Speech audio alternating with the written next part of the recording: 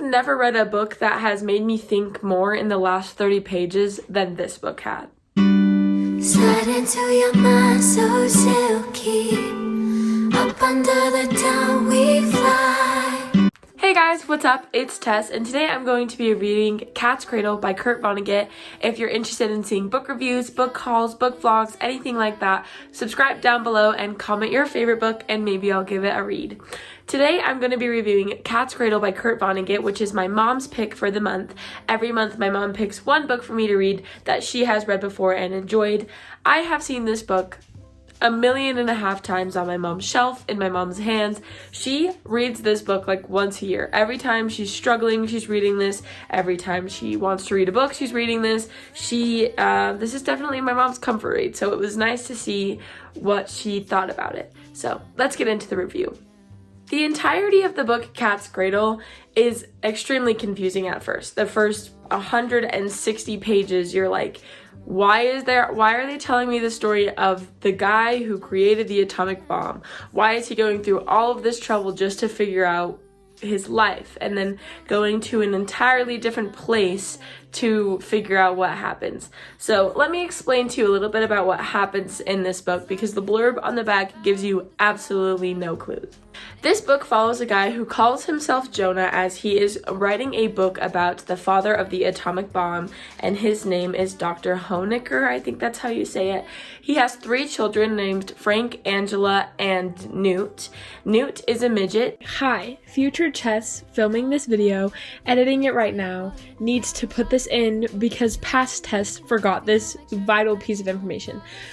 As it comes to light today, the word midget is used in a very negative way towards people who have diseases like dwarfism or people who just in general are not very tall, and it is not a very nice word to say. But the reason that I use the term midget in this video and why I'm saying it now is because Newt is referred to as a midget in the book. So I am just using the description and the word that he is known by in the story, but also because it does not mention any sort of like underlying tones, or never blatantly says that he has anything like dwarfism.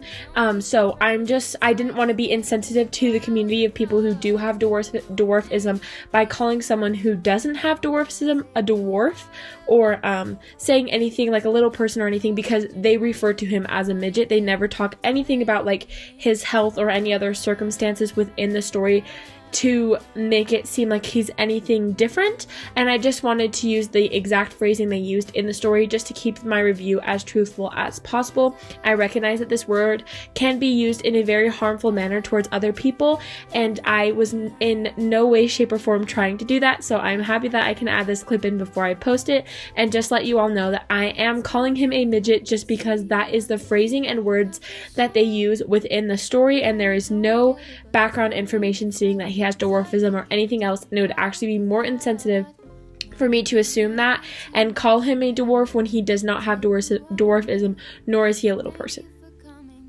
And Angela is like 7 feet tall, and so everyone says that his kids are freaks because of the way that he consistently worked on the atomic bomb, things like that. And he visits their hometown in New York. He flies to an island called San Lorenzo. He is doing all of this research just to figure out things about this man, but in reality he doesn't really find out anything about this man, but more about his life and the things that he did. He has an interview with the guy who was his boss. His name's Dr. Breed, and he just tells him he was just a really cool guy. He kind of just was a scientist and he just figured things out.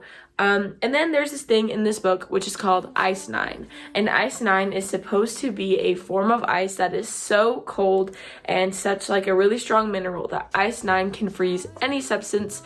So basically, if you were to ingest Ice 9, you would die because all the water in your body would freeze. If you put Ice 9 into an ocean, it would freeze everything around it. It is strong, to say the least, and everyone believes in it, though they have never seen it. When he goes to San Lorenzo, he meets a bunch of different people. He meets Papa, who is basically like the president of San Lorenzo, except he doesn't really have any political power. He kind of just exists. And then he meets Frank, Angela, and Newt, who all are Dr. Honeker's kids. And Frank is the general of San Lorenzo.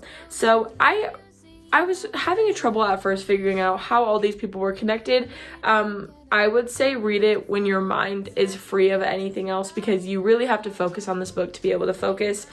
But Jonah is a researcher. He is a journalist. He tells them, I'm writing a book about this person, and they tell him everything he needs to know. Inside this book, in the very beginning, you learn that Jonah is a Baconist or Bacononist. I'm not really sure how to say it.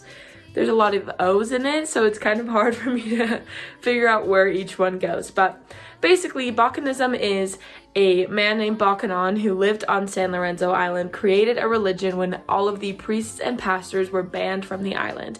And he basically took advantage of the situation and created a religion.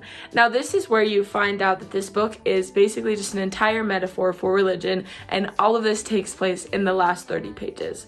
There will be spoilers ahead, so if you want to stop now and read it before I spoil it, go ahead and do that. It's really quick and you might like it. So basically what happens is, in the beginning of the book, he's talking to Newt through a letter, and in this letter, Newt tells him that his father always played with a cat's cradle. One day he found a piece of string and he played with the cat's cradle, and he made a cat's cradle, all those things. If you've never seen a cat's cradle, I'll put an image right here. It's basically like a little game that you play with a piece of string that is tied on two ends.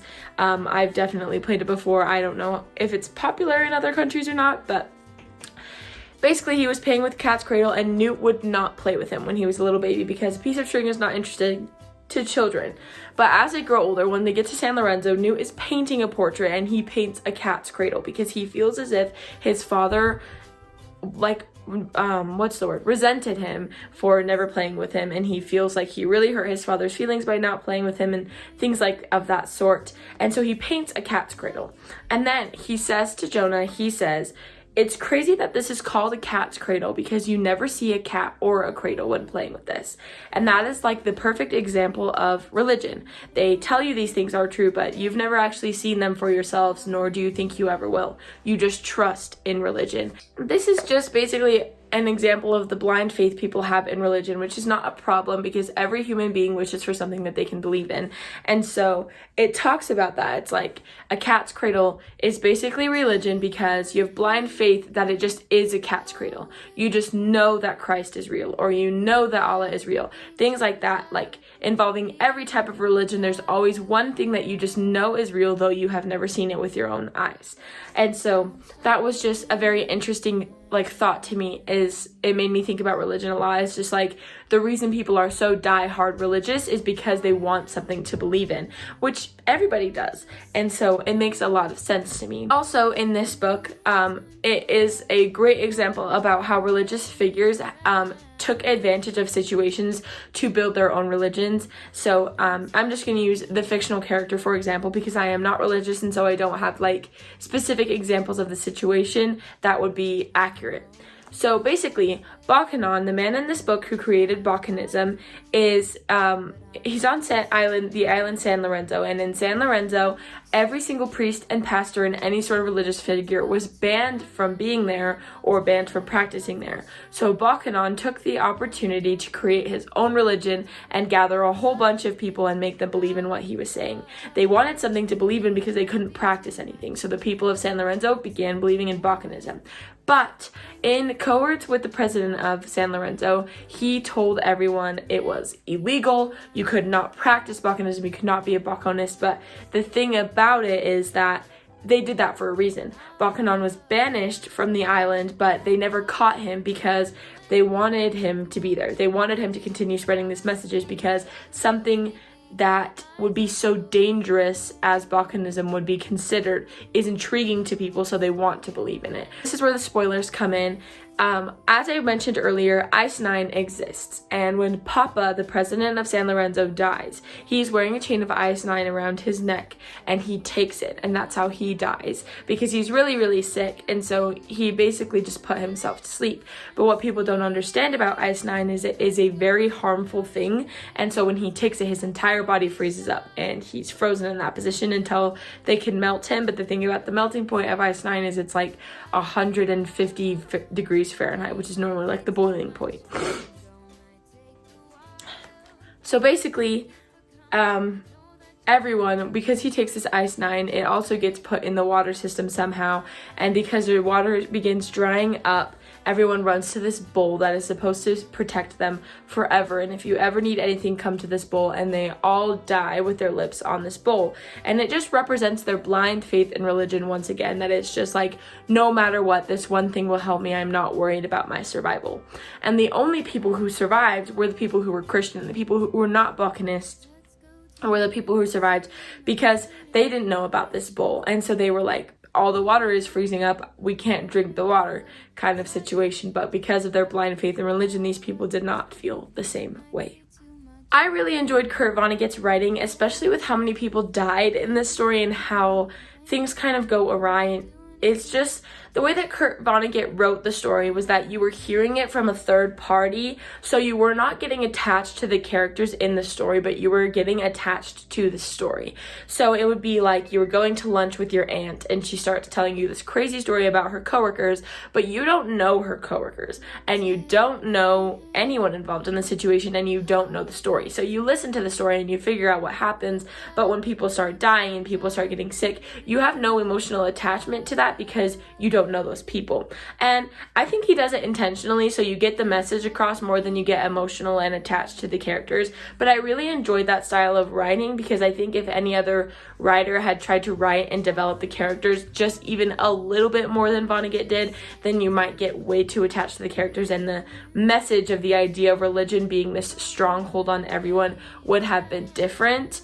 There's also like underlying themes like people will do anything for money or what they believe is happiness. Like all 3 children inherited Ice 9 from their father when he died, and they all sold it for something that they believed in or something that they wanted to have, which is basically money or happiness or anything that someone promised them they gave away their Ice 9 for. And so all of them lost their Ice 9 in the end.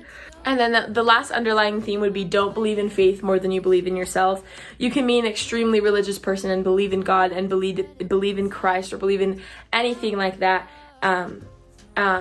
but don't trust it more than you trust yourself. Don't put that before you. Is basically just like the moral of the story. Like all of those people would have survived if they had just been like, let me figure out what I need to do for myself before I decide that my religion has told me to do this one thing. This book was really good. I actually really enjoyed it. I enjoyed it more than East of Eden, which was my read for last month from my mom. I would definitely recommend reading this if you're trying to get into like older classic books. Kurt Vonnegut is a great writer and this book is a very quick read. I absolutely loved this book and I would definitely pick it up again. I would give this a 5 out of 5 stars. Alright everyone, I hope you have a great day. I will see you soon, and leave any video suggestions you have down below. I can do trope suggestions like enemies to lovers, best friend's brother, friends to lovers videos like that. If you'd like to see book vlogs, let me know because I'd be interested in filming those for you. And make sure to follow my Instagram and my book talk for more content. I love you all, and I'll see you guys another day.